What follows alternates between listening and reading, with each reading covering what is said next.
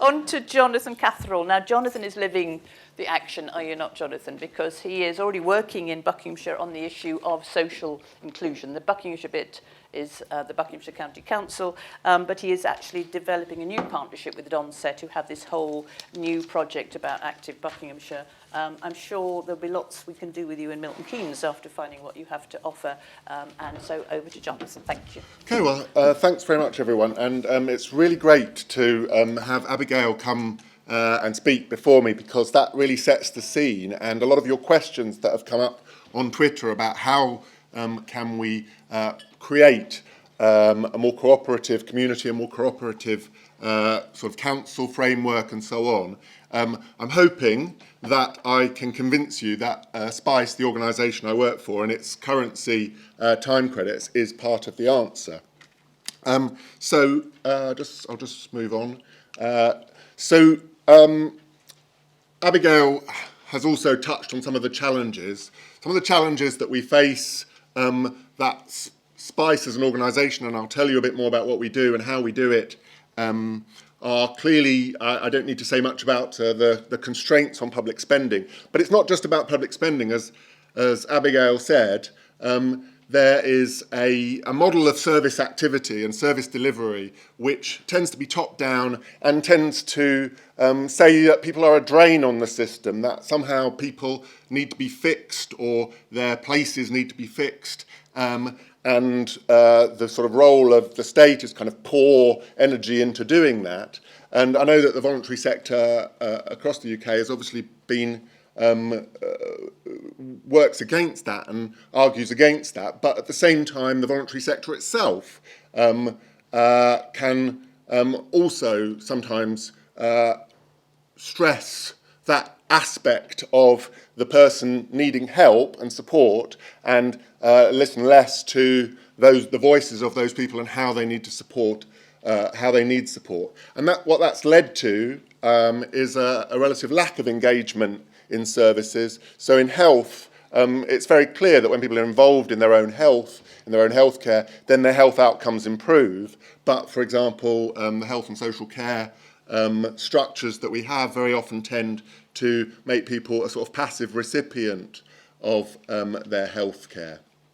And also, there are barriers to volunteering. So, and an isolation in the sense of I mean, we're more privatised, you could argue. That place-based community has, because we're online and so on, and not all of us necessarily want to drink our neighbour's Elderflower champagne, carefully home brewed, but at the same time, and some of that is very good. But at the same time, there's a risk that we don't know what our neighbours are doing, we're not engaged with our neighbours, we're not engaged in our local environment. So how do we respond to that challenge? SPICE runs a community currency, and we're now the largest community currency in the world. We're only in England and Wales, which shows that we've got a long way to go to be across the world. But we involve 20,000 people, we involve 900 community organisations and other organisations, including councils. We have 500 places to spend time credits, and I'll talk you through the model in a second. And time credits do a number of things, and I'll try and demonstrate that when I talk you through the model. For me, the key thing, and that's why I'm really glad that Abigail spoke, is about unleashing people's energies and assets. Our belief is that everybody has something to give. We have members from the age of 3 to the age of 97 who are giving their time to the community. We believe that those people giving their time and energies to the community changes that community, brings them into a kind of participation where they're also changing services. And one of the other important aspects of time credits, and I'll talk you through the model in a second, is the way we work through and with existing organisations. So we're not about coming into a community and sort of setting up on our own, here's SPICE, SPICE is going to do X, Y and Z. What it is about working with community organisations. So let me talk you through the model. Firstly, I'll just wave a time credit at you. This is our time credit. We began as an organisation in 2009, but based on work in the Wales Institute of Community Currencies that started in 2003. Everybody who gives an hour of their time to the community in our projects earns a time credit, which are these lovely paper things. I have a Buckinghamshire time credit here. And they can do that both through what we might call classic volunteering and less formal volunteering. And that less formal volunteering might be involvement in their services. So they're actual service users participating. So, for example, in sheltered care environments, in substance recovery environments, parents in schools, giving some certain amount of time to their community. And when they've earned that time credit, they spend it in a number of ways. Now, there's a whole complex thing that I can't sort of talk you through about how they can potentially spend it in those very organisations where they earned it. And we work with organisations to enable them to do that. But perhaps a more immediately kind of graspable thing is something that we sign up a whole series of corporate partners. So there was a lot of discussion about how the business community can contribute. And so we sign up partners, anything from the Tower of London, the Barbican, St Paul's, Blackpool Tower, all the way through to gyms, local leisure centres, local cinemas, the arts, museums, anything where you can spend where it can be time denominated. And that means it has absolutely no effect on people's benefits. So there's no HMRC sort of tax implications, Job Centre Plus tax implications, because it's not a fixed monetary value. It could be a time exchange for an hour, as say at Blackpool Tower, that might, that might be 15, 20 quid, or exchange for an hour which is worth 50p in terms of where you spend it. And they can be gifted, so they can also be based, or you can have sort of peer-to-peer exchanges like the sort of more traditional time bank. And we've got a number of notes. So the notes are about generating community identity, but if you see the one next to the Buckinghamshire time credit, which is second across and second down, that's the back of the note, and the back of the note is the same across the whole country. So across all our different projects, which are currently in England and Wales, you can exchange those notes. So we have people sending notes across the country so that a family member can use them. We have people turning up in different parts of the country and using those notes. And as well as the currency, as I say, what we're about is we're about training organisations so that they can deliver those projects. They can deliver this currency.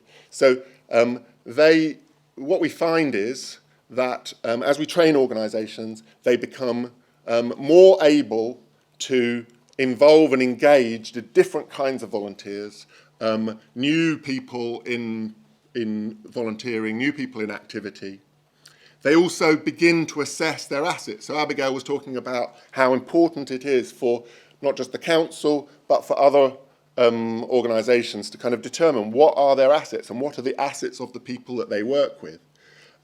We also generate new community groups. So I'll just skip forward actually. So these are some of the outcomes that come from our independent evaluation.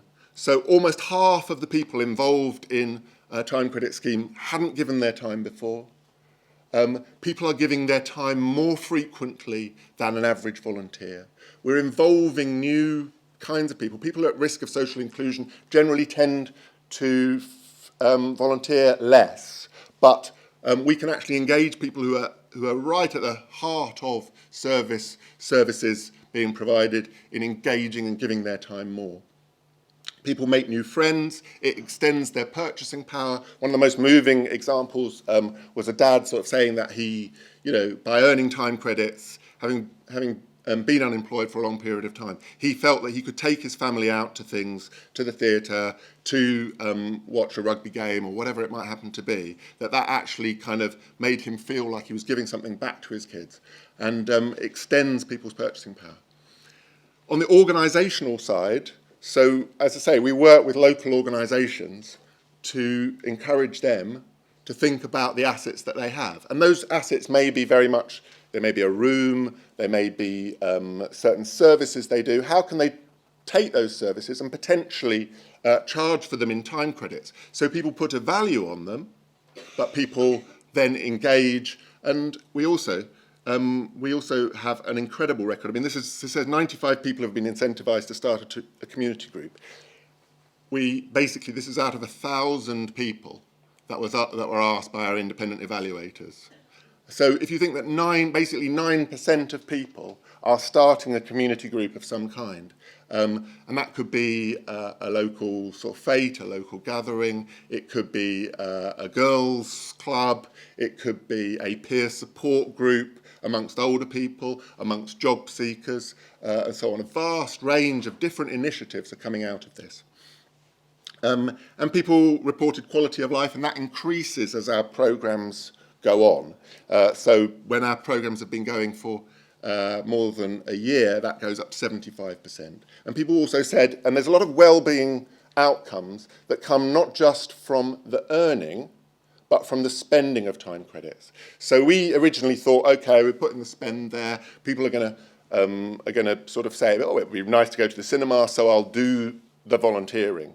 And we didn't realise, until the independent evaluation came through, the sheer impact of the spending on the outcomes that we have. People actually getting out for the first time, trying new things, going, as I say, to leisure centres, swimming pools, gyms, and so on. So that's been absolutely huge. Just going back, one of the important things about time credits is that it is a model that can be used in a variety of different contexts. So these are our four main themes, and within communities there's a wide range of themes. I was telling the area commander here that we're about to work with the police on community safety in an area of South Wales, or we could work with the councils. We could work with councils. So, for example, with Chorley Council, they have looked to embed time credits in the way that the council works, so that the council officers are facilitators of community activity.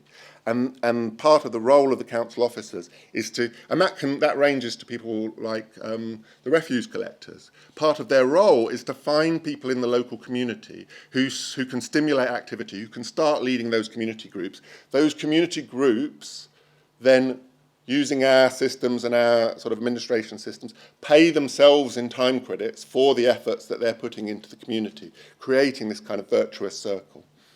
In housing, engagement with tenants and so on. In health and social care, I've mentioned some of the different projects that we're engaged with. So, for example, one of the stories I really liked was a woman in our Haringey substance misuse recovery programme. She started to give haircuts. She'd had a training as a hairdresser. She'd obviously got in some problems. She started to give haircuts in return for time credits to the other service users.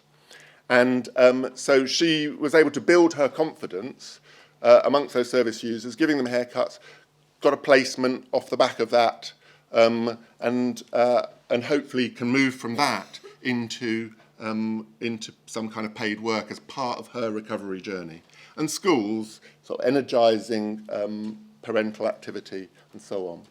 And back in health and social care, things like social prescribing, which are becoming increasingly important, as Francesca mentioned, in sort of really strong involvement now with active bucks, where the MK Don's Sports and Education Trust really sort of pushing to engage people in their local communities to kind of build local sports networks to champion that activity, and time credits are supporting those champions so that when those champions kind of give their time, they're giving something back to the community.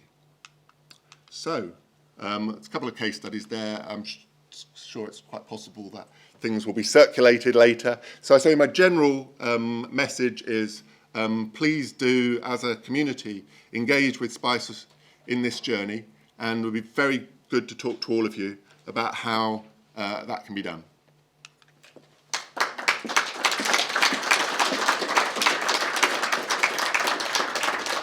Thank you, Jonathan. Lots of food for thought, and I'm sure it will be circulated because I would like to read those case studies, etc., etc. And I was just interested in... Oh, and by the way, if I can interrupt you, Yes. sorry, I've got a whole load of our evaluation studies and case studies in my bag, and it would be lovely not to have to carry such a heavy bag home, so do come over and ask.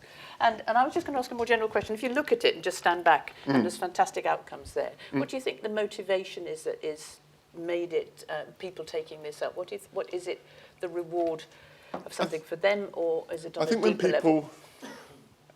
I think when people sort of get the concept, which sometimes takes some time, you know, they see the concept, they see how there is that reward. Now, we don't talk about it as a reward scheme or whatever, because it's many more things than that. It involves this co-production, this use of assets, this circulation of the currency. But at the same time, I think it's a really compelling message, and it's a way for organisations, whether that is the council, statutory organisations, or whether it's voluntary sector organisations, to change the conversation with the people that they're working with about, well, what do you want to do? What do you want to achieve? What would you like? And so part of our projects, when we're signing up these spend partners, is to ask people, you know, where they want to spend those time credits, and that gets them kind of interested and excited, and that then brings through something else. Because what interests me is that I think maybe in the old days, and maybe romantically we think there was a great sense of duty and a care to your neighbour, which was quite sort of, maybe it's part of a 50s romanticism I'm thinking about, but it seems to me that what you're also offering is a structure, because sometimes people lack confidence to enter into the voluntary, they don't know where to begin, and they feel foolish in a way that one can't quite imagine. If you're in there, if you're in that sort of sector, you know how to do it, and if you're not, it feels like a great big mountain to climb. And one of my favourite phrases of the last year is that Mark Carney said, our Governor of the Bank of England, it's just useful somebody like him says it, alongside our sense of self, we need a sense of the systemic.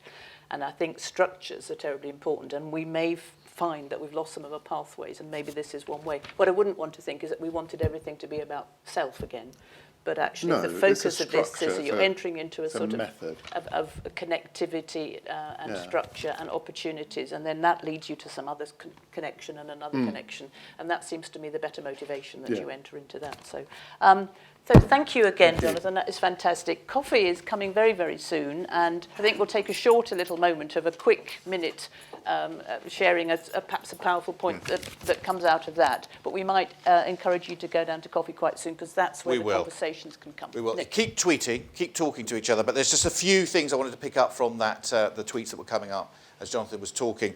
One actually from at Tracy PE 6297597. How can we support people living in areas of deprivation have a voice? I think it's a very important comment there from Tracy. You like what Jonathan was saying. Jonathan, you've got big fans here. Well, but going back to Tracy, Paul O'Bean retweeted that, so clearly some support there for about getting out to people who are living in deprived circumstances. At JCO Don, Spice Time Credit's a great way of engaging people to be volunteers. It also gets all sectors involved in recognising volunteers. I think that idea of reciprocity at the heart of what you're doing is absolutely critical to get higher levels of engagement, and it's clearly working very well and having fantastic impact. At Ian Revel, YMCA MK, spicy ideas.